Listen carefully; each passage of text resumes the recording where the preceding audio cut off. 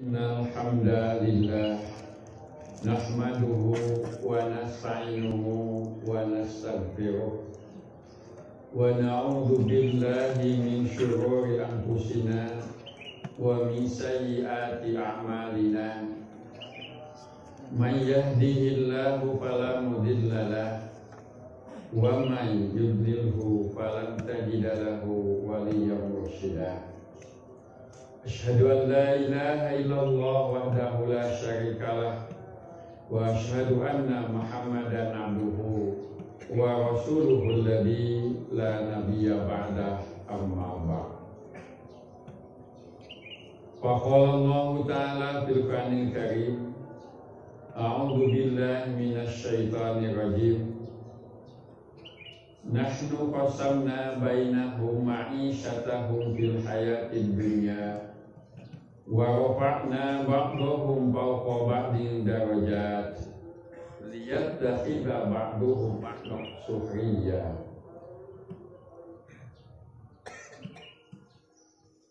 Hadirin ikhwatul iman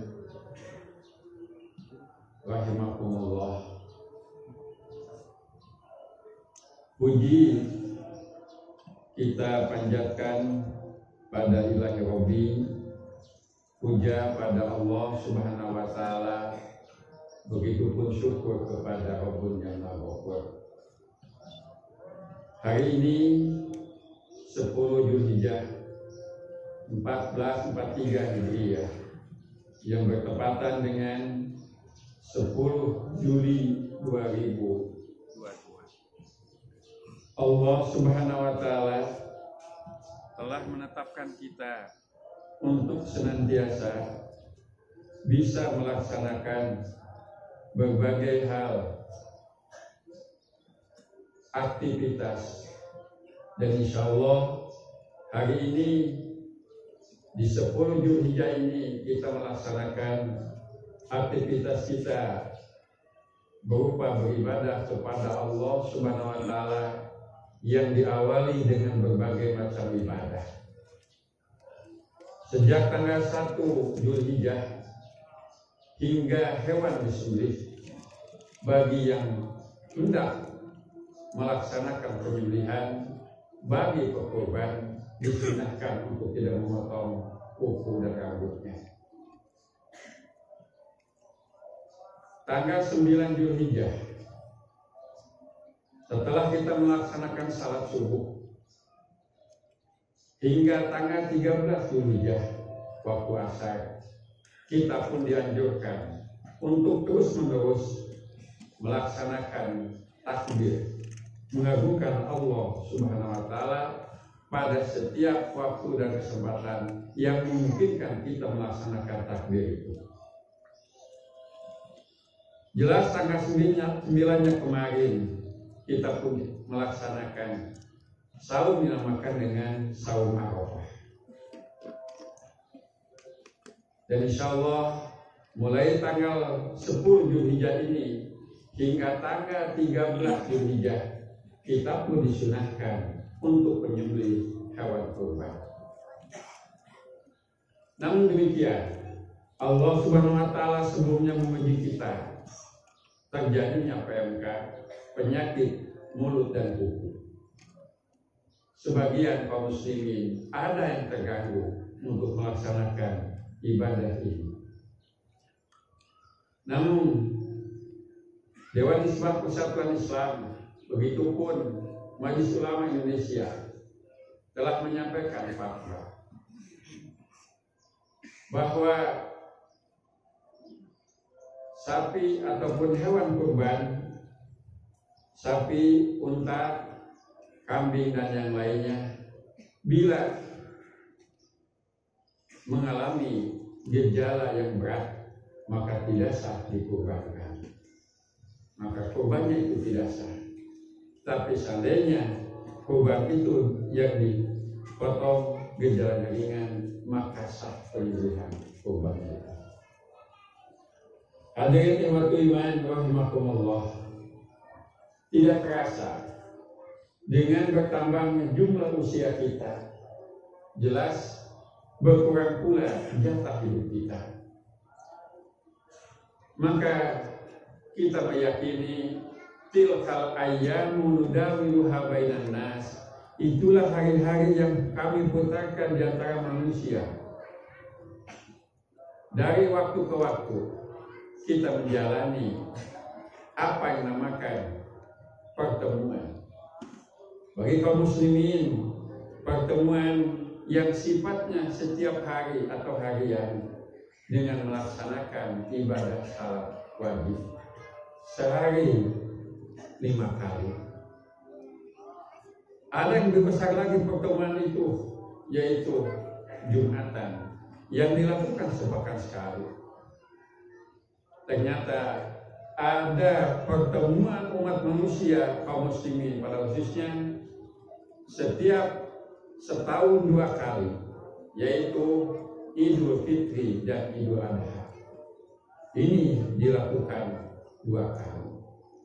Tapi ternyata untuk Idul Adha ini jauh lebih lagi pertemuannya itu. Bukan satu daerah, satu wilayah, bahkan satu dunia bisa berkumpul, yaitu di Arafah. Allah Subhanahu wa Ta'ala telah menjadikan tempat itu untuk berkumpul seluruh umat manusia dari penjuru bumi manapun, dari suku apapun, warna kulit apapun.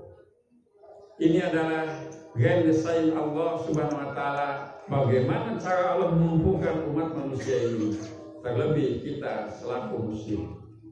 Dan kita bersyukur saudara-saudara kita yang tahun ini bisa berangkat melaksanakan ibadah haji. Dan kita pun semoga saudara-saudara kita yang di tahun ini oleh Allah belum diberi kesempatan untuk melaksanakan ibadah haji diberikan kesabaran. Karena memang demikianlah, tidak akan ada orang melaksanakan haji kecuali pada waktunya. Kalau sudah waktunya, siapa yang bisa menghalangi? Hadirin ikhwatul iman rahimakumullah.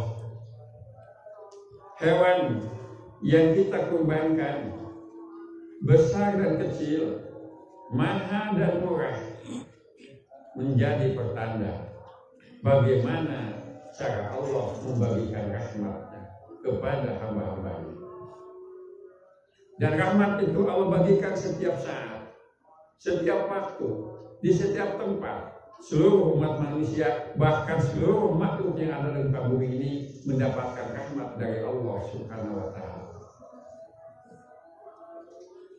Wa huwal ladzi ja'alakum khalaifal ardh wa rafa'a ba'dakum fawqa ba'din darajat liyabluwakum bima atakum inna rabbaka sari'ul iqab wa innahu laghafurur rahim. Dialah Allah yang telah menciptakan kamu sebagai khalifah di muka bumi. Khilafah adalah kehendak Allah Subhanahu wa Ta'ala, ciptaan Allah Subhanahu wa Ta'ala. Karena kita ada sebagai khalifah fil ardh, dan itu tugas manusia.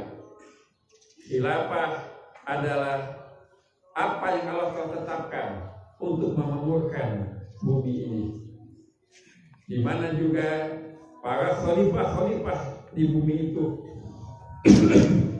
agar senantiasa melaksanakan setiap titah dan perintahnya dengan cara adil.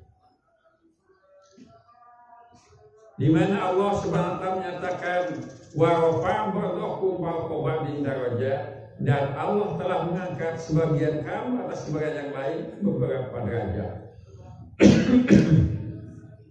Hal itu dijadikan liyabluwakum bima atakum, untuk Allah menguji kamu tentang apa yang Allah berikan kepada kamu.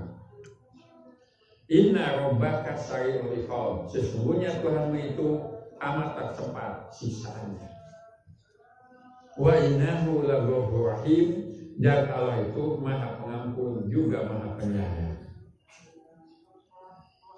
Allah membedakan antara kamu dalam hal rezeki, akhlak, kebaikan, juga beberapa hal, dalam hal bahkan dalam bentuk tubuh pun berbeda.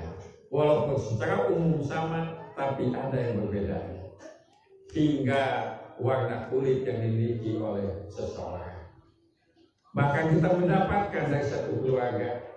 Kenapa kulitnya berbeda-beda warnanya? Ini adalah cara Allah rofa'a ba'dakum fawqa ba'din darajat. Begitupun apa yang didapatkan dalam kehidupannya ternyata berbeda satu sama lain. Maka dari sinilah Allah menyatakan nahnu qasamna bainahum ma'iyasatahum bil hayatid dunya. Kami yang membagikan antara kamu, kehidupan mereka di dalam kehidupan dunia ini, wa rafa'na ba'dahum fawqa ba'din darajat, dan kami jadikan sebagian mereka di atas yang lain beberapa derajat. Lihat takhidha ba'duhum ba'dan sukhriyan, agar sebagian mereka dapat mempergunakan sebagian yang lain. Dari sinilah bahwa hidup kita hanya jadi pelengkap untuk kehidupan yang lain. Hidup kita tidak bisa dipenuhi dengan jerih payah kita sendiri, tapi mesti menguras tenaga bahkan keringat orang lain. Maka dari sinilah peringatan Allah Subhanahu wa taala kepada kita selaku mukmin, inna dunya khulwatun khadiratun wa inna Allah mustahlifakum fiha fanadiru madza ta'malun. Sesungguhnya dunia ini manis dan hijau, dan Allah menjadikan kamu sebagai khalifah di muka bumi, maka Allah pun akan memperhatikan apa yang telah kamu lakukan. Fattaqu dunya, takutlah akan dunia, hati-hati akan dunia. Wattaqun nisa, dan hati-hati juga berkaitan dengan kaum wanita. Fa inna awala fitnati Bani Israil kanat bin nisa, karena yang pertama kali menjadi fitnah bagi Bani Israil, ujian yang berat, adalah berkaitan dengan perempuan. Hadirin rahimakumullah, Allah Subhanahu wa taala ketika menciptakan seluruh makhluk telah ditetapkan rezekinya, telah ditetapkan kehidupan yang lain, bahkan ajaran sekalipun. Setiap amal yang kita lakukan Allah telah tetapkan, bahkan telah catat di Lauhul Mahfuz.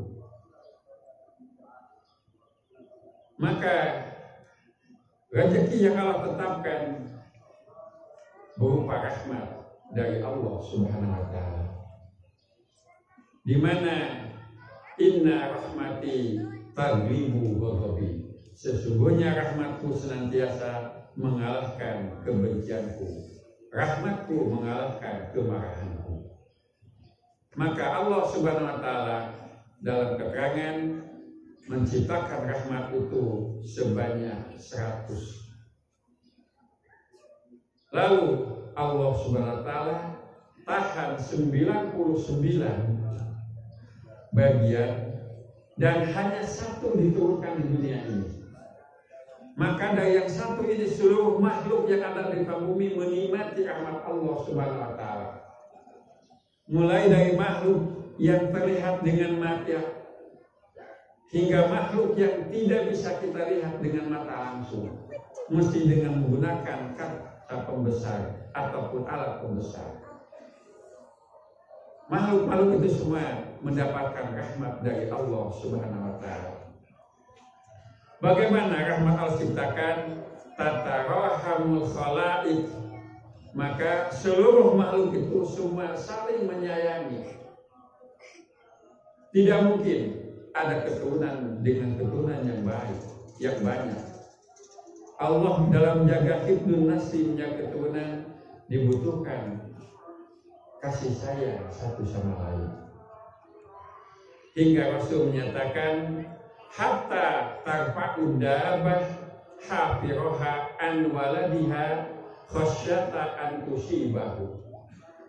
Binatang melata itu, binatang ternak itu mengangkat kakinya hanya karena dia takut kakinya menginjak anaknya yang sedang menyusui padanya.